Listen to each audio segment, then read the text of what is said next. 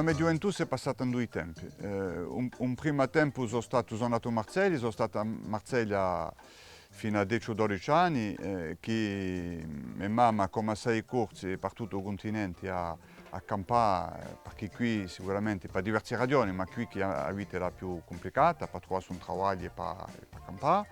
Dunque soprattutto in Marsiglia sono nato là e dopo, quando sicuramente avrei avuto 12 anni, siamo stati qui o quando in Adiaccio o quando in Discaglioli in paese.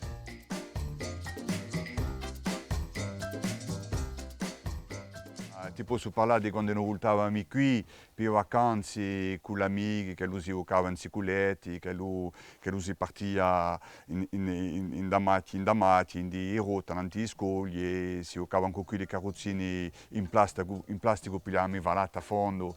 Ti posso parlare di dopo, quando ero appena più maggiore, che i miei erano i pastori qui e passavamo il tempo ad allevare ad allevare animali. Qui se quantunque ero buon tempo perché sentivo, avevo coscienza che si campava in cui gente che hanno conosciuto un altro mondo qua.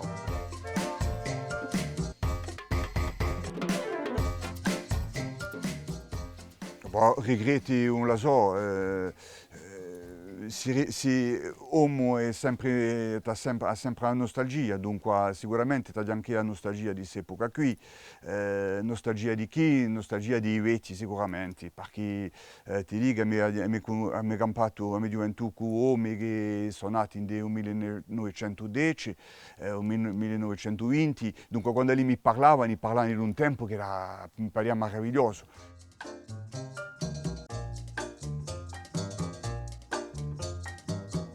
Ma non si sente più parlare corso, allora la corsa d'oggi non è più una corsa che parla corso, dopo sarà bene, sarà male, non è più come prima.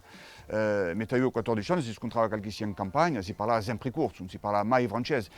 Oggi quando tu sei in campagna, una volta in 92, sei bonjour, anche dienti di qui, dienti bene, non c'è mica problema. La corsa che d'oggi è una corsa meno cristiana, sarà bene, sarà male, non so mica, ma non è più come prima. Si perdono un po' i valori di prima.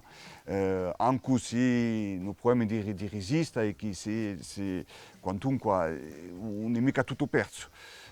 Dunque la Corsica d'oggi cambia, ora di sapere se la cambia in meglio o in meno, penso che di maniera globale cambierà in meglio perché la gente soffre di meno, noi non siamo più qui, c'è di più conforto ora.